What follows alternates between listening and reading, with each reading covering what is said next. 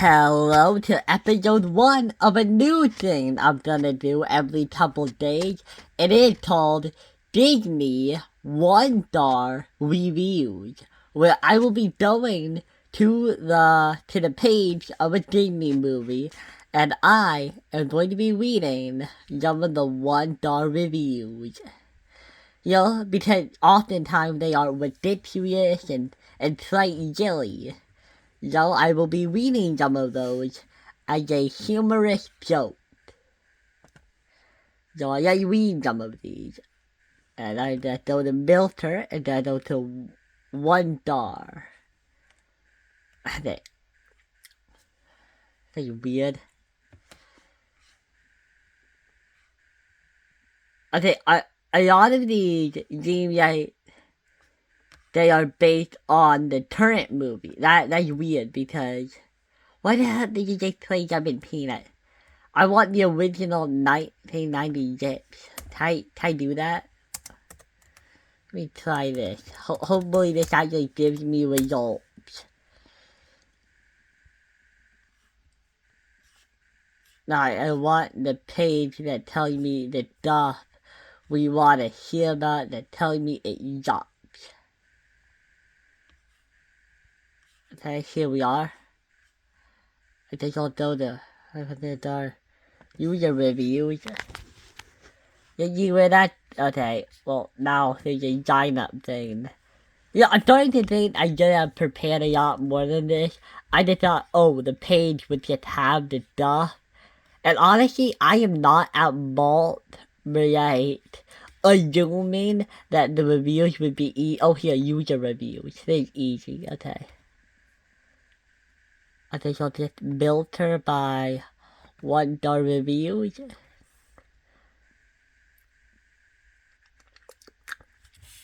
Okay.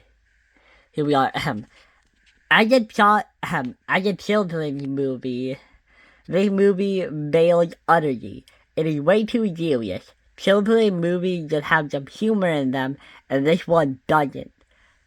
The Beast is always silly and is never likable, and the musical aspect of this movie is just infuriatingly annoying.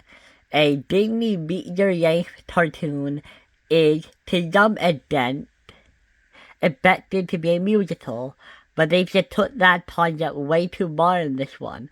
Almost every major scene is carried out in song, one bad song after another. I don't know who is giving this movie such high marks, which is, pretty much everyone who watches it. I know in Journey You Can't Be Children, you are wrong. You are utterly wrong. Avoid this movie. Some of the later Disney movies do much better at the humor aspect, such as Mulan, Lilo and Stitch, Hercules, and Jetla. That was by this person, I guess. I don't know who that is. Maybe this guy, I guess. Doesn't really matter. Also, I'm not gonna blur these out. These are like, years old? It doesn't matter. I may be in the minority here, but I did not enjoy Beauty and the Beast. I had trouble caring about the characters and getting involved in the story. I also thought that the music was very weak and the animation was muddy and not pleasant to watch. By the end, I had a headache. Thus, I rate this movie a 2 out of 10. I'm not sure what people see here, which is a good movie.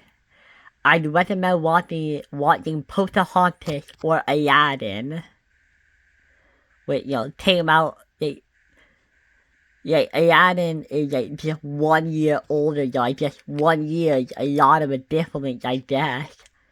Or Aladdin in Dead. Okay? Do not go to see this movie in IMAX.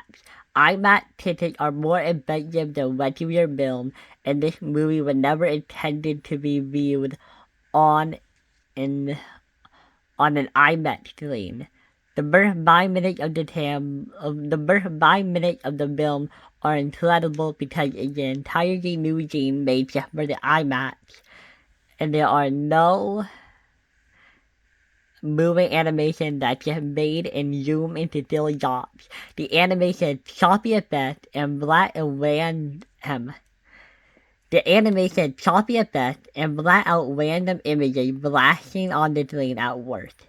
It's so bad at times it will give you a headache. In the Fighting with the Beast.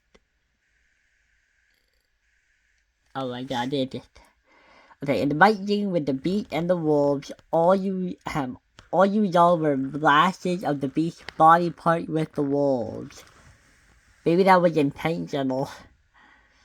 Okay. Appearing and disappearing at random. It's like watching TV with your nose only an inch away from the screen. What you can see is that there's a lot of detail in the characters and an almost monotone appearance to all of the towers in the characters, i.e. all the towers appear as one single jade. There are no gradients. You can't see that in the regular film because they're much smaller. In short, the film did not have enough resolution or depth needed for the IMAX experience. Rent the film or wait for it to be on DVD and you'll be much happier. That one wasn't really about the movie at all. I mean, I get it. Visuals are a big part of the movie, but you just said that the only problem was where you saw it, implying that you think the movie would be much better in a different format. You think the Dark 2 movie, your review isn't about IMAX. Your review was on the Beauty and the Beast page, bro. Hey, the plot is predictable and boring. The intro tells us all about the movie. The songs are boring. The actors suck. The moral of the story, the moral of the movie is so unrealistic. The feminism in this movie sucks. Well, yeah, okay. The animation is just incredible. It's hard to believe how awesome it looks still 30 years later. It's just timeless. And that's all the good. The story is just stupid with ridiculous things after ridiculous things. Awful characters doing non-digital, contrary to their character thing to advance the plot. A dumb plot, by the way. In the end, all the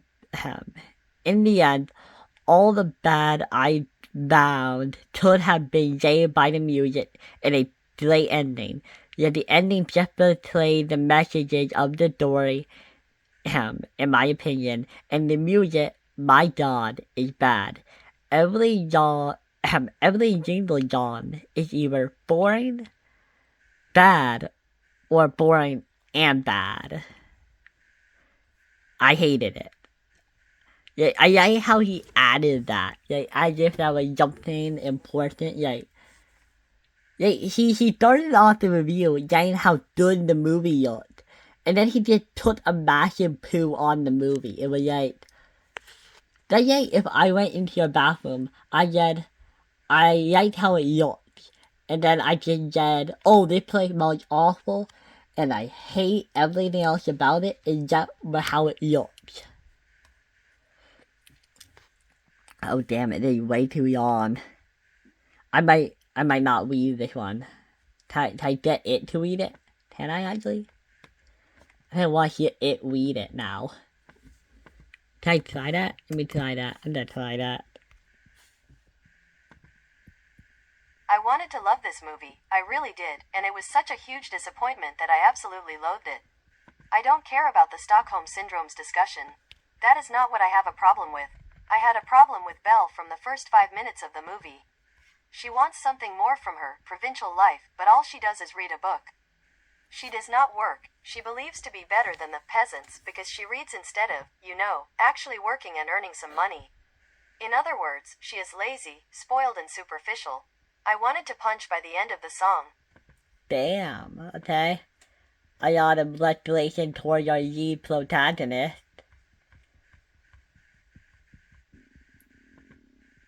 As if the introduction of the characters weren't bad enough, the premises of the story are dumb. Why didn't the Beast kill her father? Why make him prisoner? Why bother? Especially if you want to kill him in the next scene? But I persevered and kept watching, trying not to nitpick too much. However, I couldn't do it, after being in prison. All she did was cry in the room instead of being curious or headstrong, considering that she was having the big adventure she wanted, after being freed by Lumiere and Cogsworth. She does exactly what she was forbidden to do.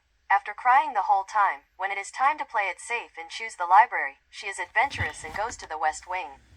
Is this the Belle everyone loved? Do I have it right? As if that was not enough, fans are proud to say that Belle fled and returned of her own volition. She is kicked out of the castle. She did not flee. She returned because the Beast saved her life and she was grateful to him, that's all. She is not in love with him and she has not forgiven him.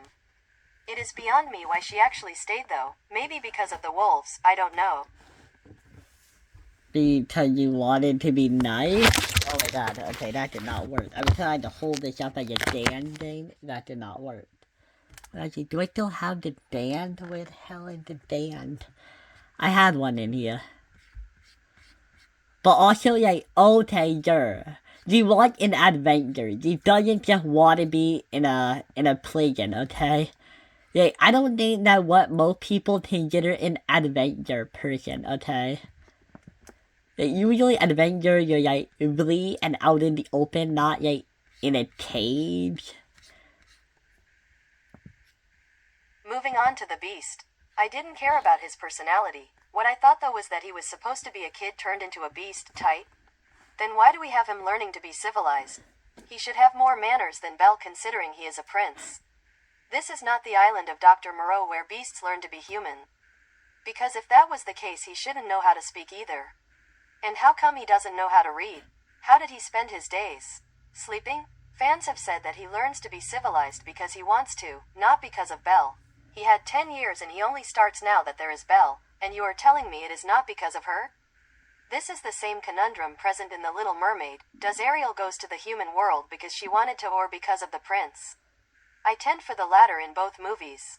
In the end the Beast is not loved for who he is. He needs to change himself to be accepted. So is Belle really loving the Beast? Okay, yo, that one is weird and like the whole point of the movie is that people change each other. Like, that's kind of like a big part of the movie in general, like changing. Who's every other beast? I mean, like nobody, because beasts are bad, but he's not actually a beast. He can change because like the term beast is supposed to be bad. And that's the whole point of the word, right? The prince is a person who turned into a beast. And then he changes. That's the whole point, like, change happens. He learned because he loved somebody. And he grew to care about them. Like, kind of the point of the film. After that I just shut my brain because everything that followed was too ridiculous. The next day I was still mad, disappointed and sulky, so I ended up watching the French version of 1946. Boy, was that better. I absolutely recommend that version to this one. Wow, okay. Wait, did it have like an entirely different plot?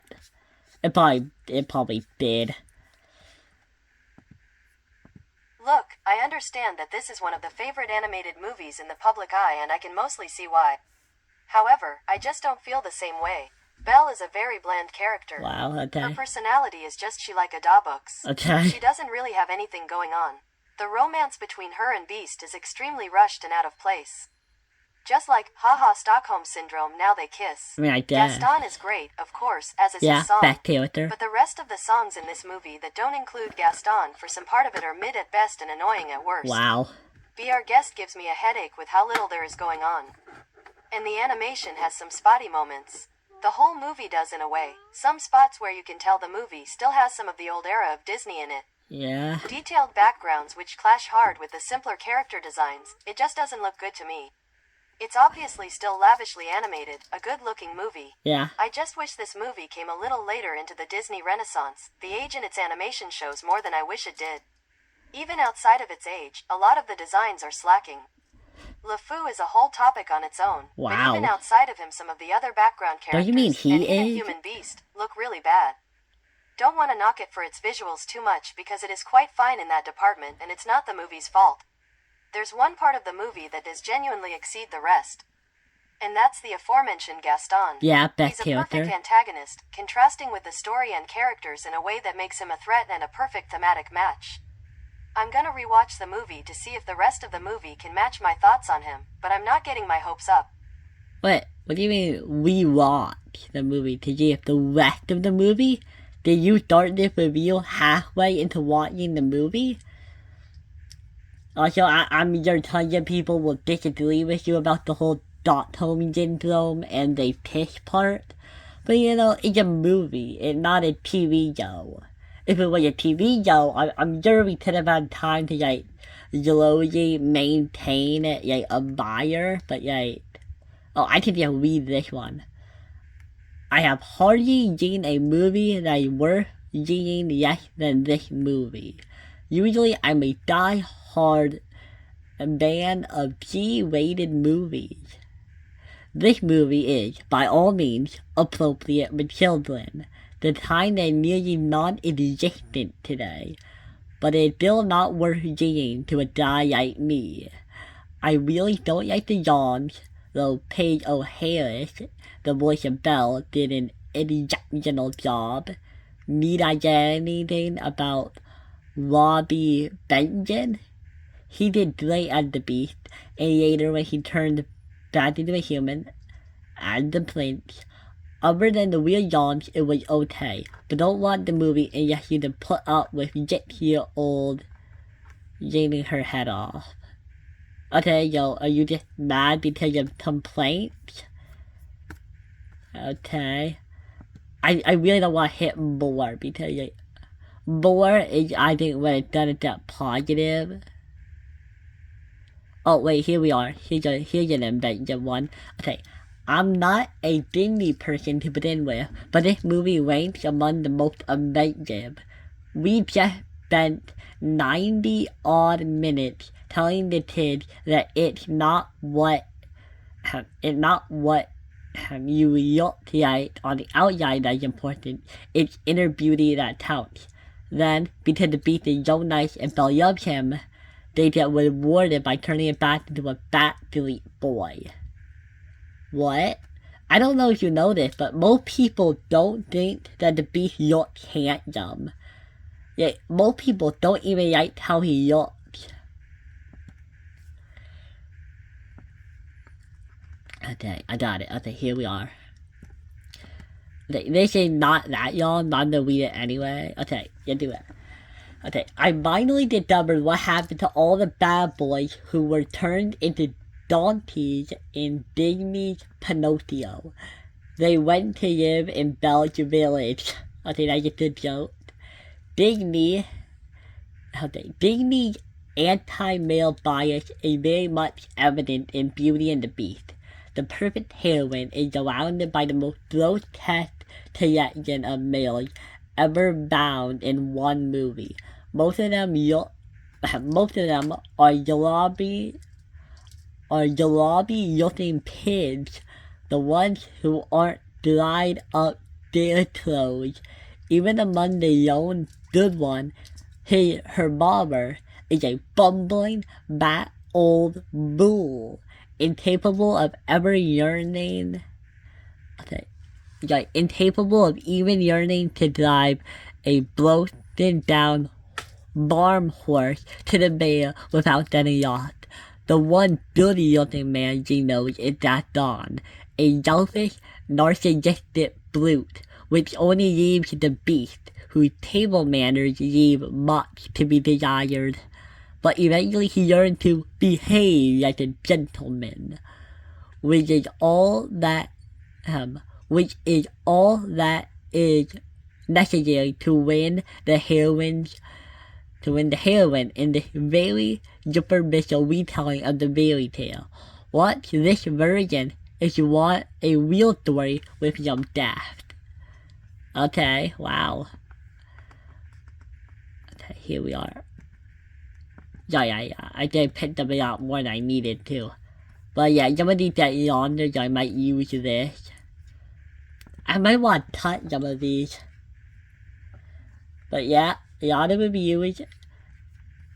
Yeet, too many word count. Yeet, too high of a word count, told you. But a lot of people have opinions. I don't know how many of those opinions are real, but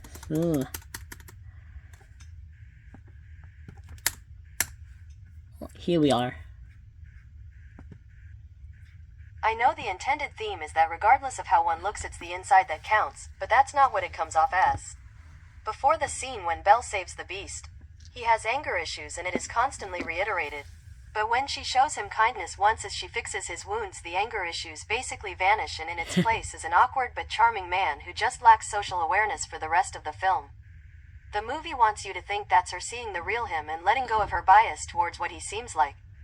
But the problem of the Beast was never the outside but the fact he was emotionally abusive, and this change comes off more as her making him a better person, and this creating the feeling that the theme is, well, look at the name of this review. It's made worse when you consider how the movie really tries to have a feminist message. A lot of the early characterization for Belle is how she does not fit conventional womanhood, as she likes books, learning, and dreams of adventure in the great wide somewhere, while the rest of her town thinks she should just be content with marrying Gaston and being a housewife to a man who initially just treats her like crap. However, all these ideals are betrayed by the end of the movie.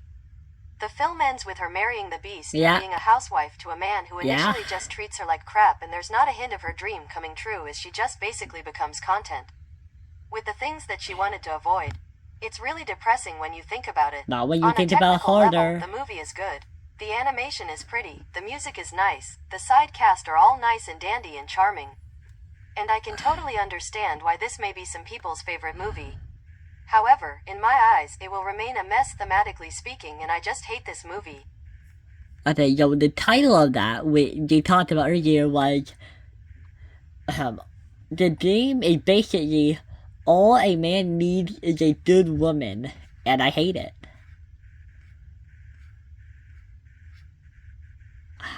Yeah, I'm just reading some of these on my own now. Yeah, I need to check for the bad ones. Okay.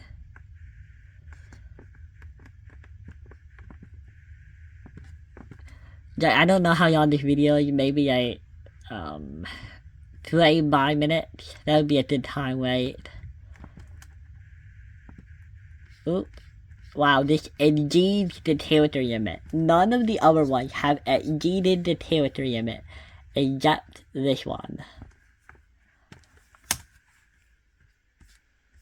And it still exceeds the territory limit. Okay, this guy tells you way too much about the movie if he didn't make this long of a review. Yeah, at this point, you can make a short video about it. Basically, anyway. Oh, did I just erase the whole thing? That's embarrassing. I'm gonna do half.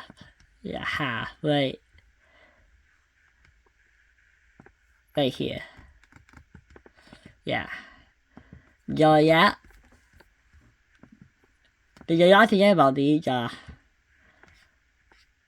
But yeah, the one about how Belle basically gives up her dream. I mean, it's not exactly the same as if she would marry Gaston. I mean, one of those is obviously worse than the other.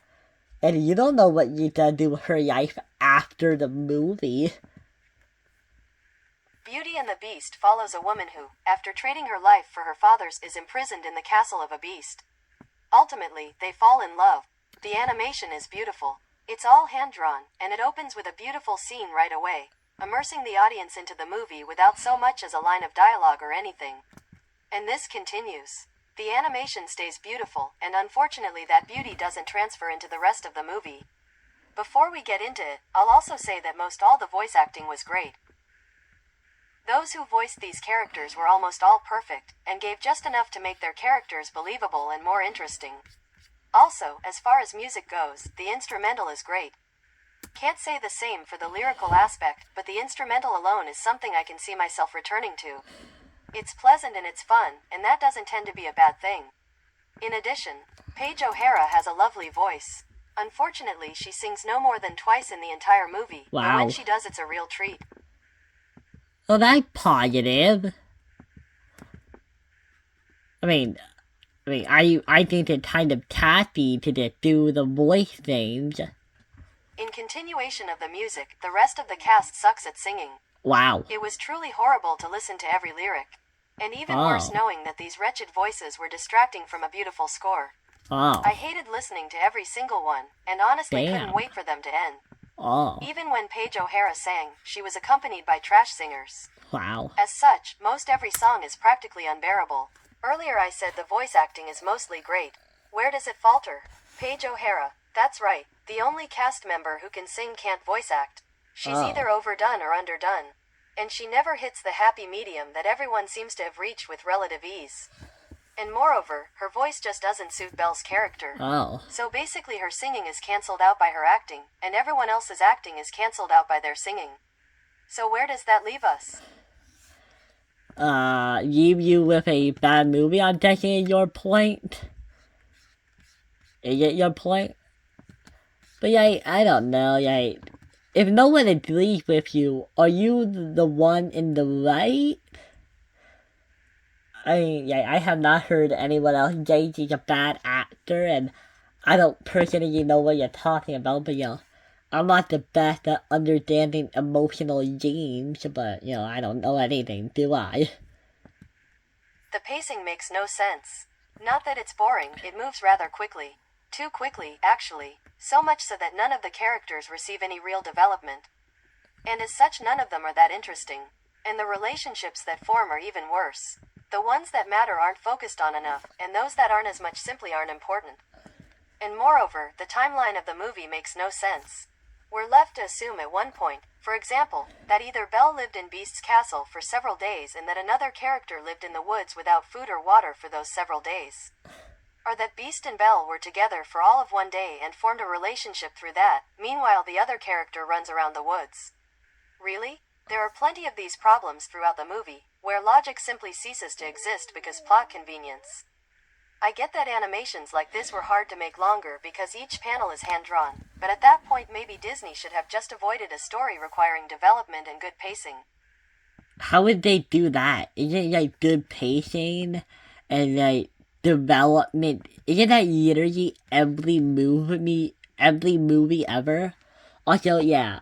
I think the idea is that Belle is inside of Beast's castle for a couple months, because we do see the seasons change. I don't know how that affects the character that was in the woods. But I don't know, maybe he had the will to live. Overall, I really didn't enjoy Beauty and the Beast. I know I'm the minority here, but regardless, the perks of this film are cancelled out by its flaws. And ultimately it settles at being less than average in my eyes. In the end, I wouldn't recommend this movie. Damn. It makes me wonder just how low standards were in 1991 for this to be nominated for Best Picture, or even considered to be a great movie. Oh, 3 out of 10 people have found this helpful. What does helpful even mean here, right? What are they helping with, right? Because, these movies, when are we supposed to read these? There's the high boiler button, but I'm pretty sure if I click that, half of the review would just vanish, What do you mean by helpful?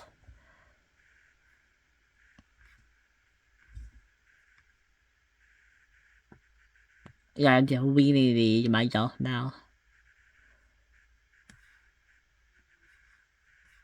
Oh, we didn't get anything there. Okay, so we are basically crossed the line into the more positive reviews. How about this? How about we read 10 stars to get a full cluster load of positivity for the ending. It's just one positive one. And I guarantee it will overshadow every review on this list. I really had to make these better. Beauty and the Beast is without a doubt one of Disney's finest classics. The first animated film to ever be nominated for Best Picture, and after you see it, you could understand and agree with its nomination. Beauty and the Beast is going to be one of those films that will always be remembered. I know that it's a movie that I will show my children one day. Wow. It has unbelievably terrific animation, a beautiful story, lovable characters, and is just overall a perfect movie. I really love this film so much, I don't think anyone couldn't fall in love with it. Belle is just a simple girl in her town in France. She reads books constantly and her father is an inventor. They are sort of the outcasts of their town due to their oddness. But Belle is being pursued by the town hunk, Gaston, simply because she's the one girl he cannot have. One day when her father's inventions are about to be displayed at the fair, he gets lost in the woods and stumbles across a castle and is held prisoner. Belle goes after him and comes to the castle. It turns out that her father is being held by a beast who is cursed with this hideousness unless he finds a true love before a rose he has welts. Belle trades places with her father. The house also has living objects, a candle holder, a clock, a teapot, all who are also cursed until the curse is broken. They look at Belle as the perfect opportunity for the beast to find a true love, but he must learn to be a gentleman. But Belle brings out the best in him, and it turns out that this might be a happy ending after all. Okay, so this line here, I really love this movie so much. I don't think anyone couldn't fall in love with it. Dale, we have just spent at least 20 minutes reading stuff people hate about it. I'm sorry, but your base in humanity's opinions is utterly balls. Yeah, you just hit this again. This was actually the first movie that I ever cried in. The ending was just so beautiful and heartfelt. You'll have to see what I mean. The songs are just so lovely and perfect for the scenes that they are performed for. Beauty and the Beast, the song, was just one of the most touching songs ever. This film is a major recommendation for me. It's one of my favorite Disney films of all time. It's a timeless classic that is just perfect and reached a new level of great animation. Young people would barely disagree with you. The only animated movie to receive a Best Picture Oscar nomination, and it deserved it. Magic from the opening prologue to the final credit. Beauty and the Beast is the last real classic to come from the Disney crew before John Lasseter came along. Wow. This was one of the few movies I happily paid to see twice in the cinema. Damn. And sitting in a sparsely populated Friday night audience, I was living in Barbados at the time, and it was hardly the most artistic place on earth. It was a crying shame that there was hardly anyone there while Home Alone 2 Inches went through the roof. Wow. The second time, the magic remained. Oh, okay. Magic remained. I really had to start planning these out better. It will get better in your uploads of these videos. You all know the story, so apart from pointing out the movie's one flaw, the prince's spell had to be broken before he turned 21 or he would remain a beast forever. So if it was cast 10 years before the events of the movie, wouldn't that mean he was 11 when the spell was cast? Yeah. Let's look at how well the movie works. You have a monster who's more human than the movie's Medallion Man villain. You have a heroine who's PC but engaging with it. You have a supporting cast of magic utensils who wisely never upstage the couple at the center of this love story, and despite the Disney animated trappings, it is a love story. And you have a captivating story, beautifully told. The movie's also got wonderful design of its French setting and characters. With the ballroom scene a standout, the tiny but appreciative audience were impressed by the sight of the Beast and Belle in their evening wear, the only time I've ever seen cartoon characters get. Wolf whistled in a cinema, and Alan Menken's score is his finest work for the mouse, with matchless lyrics from the late and much lamented Howard Ashman. How many musicals can you name where all the songs are brilliant? But ultimately it's the movie's very real heart that makes it a keeper. The cliché, you'll laugh, you'll cry, is all too true in this case. A lot of movies called classic don't deserve that appellation, but this one does. No, sometimes people don't agree with that. I'll be slaughtered by anime fans, but what the hell? One Beauty and the Beast is worth 1,000 Akira S. And I don't know Shrek what that S. is. And, I'm willing to bet, Treasure Planet S. This is a truly adult animated feature that's also one for the entire family. Forget The Silence of the Lambs. This is the real best picture of 1991. Oh, I'm pretty sure people would slaughter you over that opinion. They would actually, yeah. People got. A great movie story done with wondrous animation and lovely music. The pacing was perfect, the music blended extremely well with the action, and each character was developed charmingly. The contrast between the mean but insecure Beast plays very well against the lovely but bright and secure Belle. The animation was top-notch, even now. After Disney has had time to develop better computer animation techniques, it still has beautiful color and flow. Except for Pinocchio, I don't know any Disney movie more lovely. It's a movie that appeals to children of all ages, especially adults. Enough of the technical stuff, let's get on to my emotional attachment to the movie. I remember the first time I saw B&TB so vividly. I was completely enthralled by the movie that all I could do on the way home was smile and cry. Aww. I've seen it many, many times. Yet the ballroom scene still gives me goosebumps. Angela Lansbury as Mrs. Potts sings the title song with so much feeling that every time I hear the song, I'm swept away back to that ballroom. Wow. Yeah, oh wow. We are currently seeing a total divide of human opinion right now, and it is spectacular to see.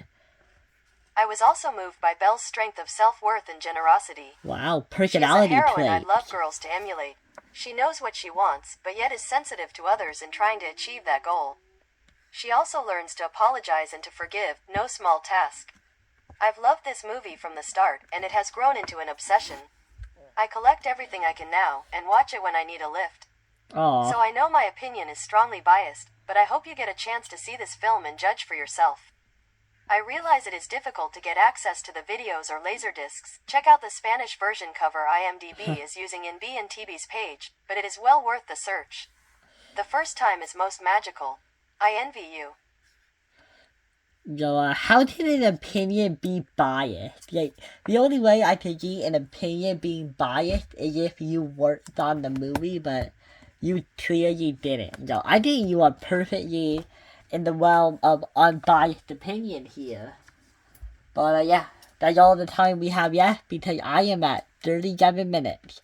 And I promise the next video will not take, like, 30 minutes. Maybe, like, 20 minutes at most. And that is all we have to say about Beauty and the Beast. The good, the bad, and the Beast. This has been Disney Movie 1 Star Reviews. Good day, mate.